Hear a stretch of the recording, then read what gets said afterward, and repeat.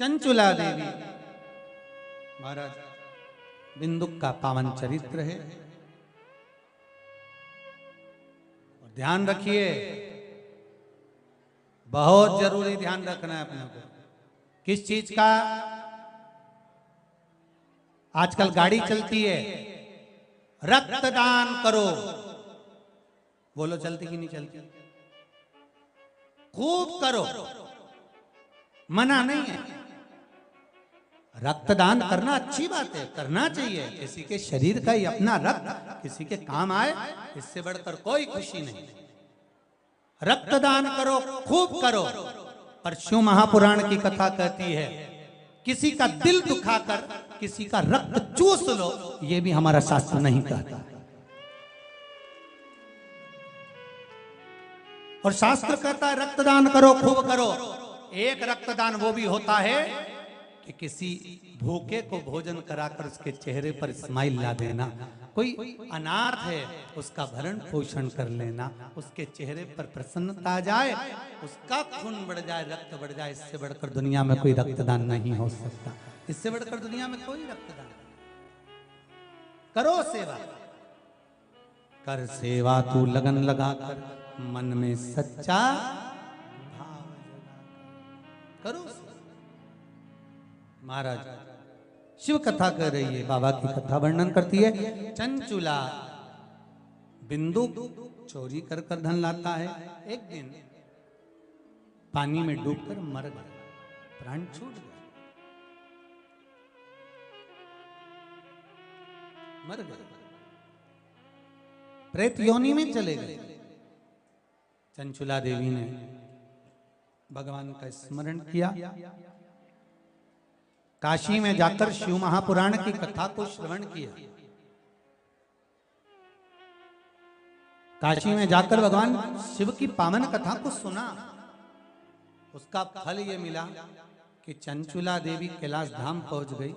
और कैलाश पर जाकर चंचुला देवी ने भगवान शंकर के आनंद में तुमरुका जी से शिव महापुराण की कथा को श्रवण किया।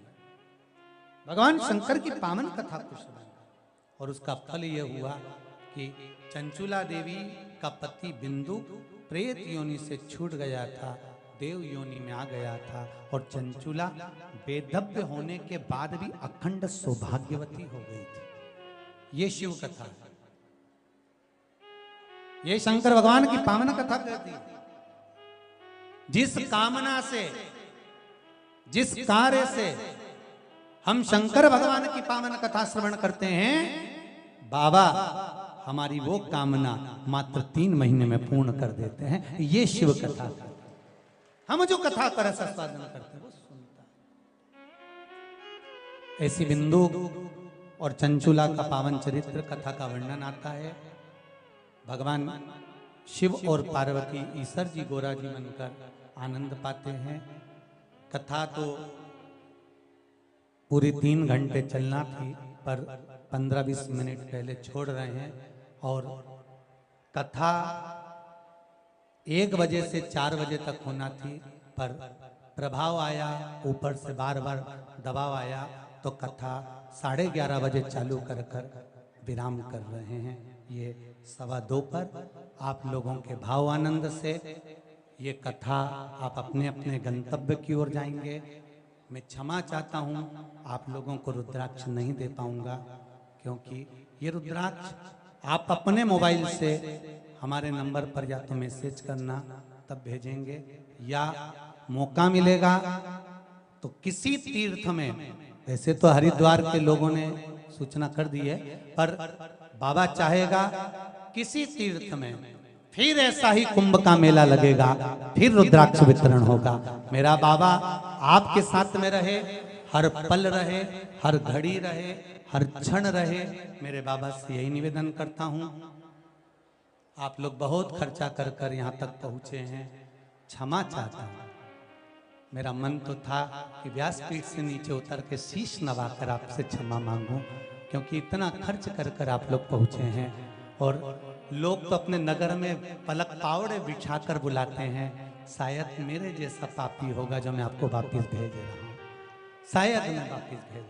क्षमा चाहूँगा कुछ दबावों के कारण ये कथा आज यहाँ विराम ले रही है। पहले दिन की कथा थी, विराम लेती है।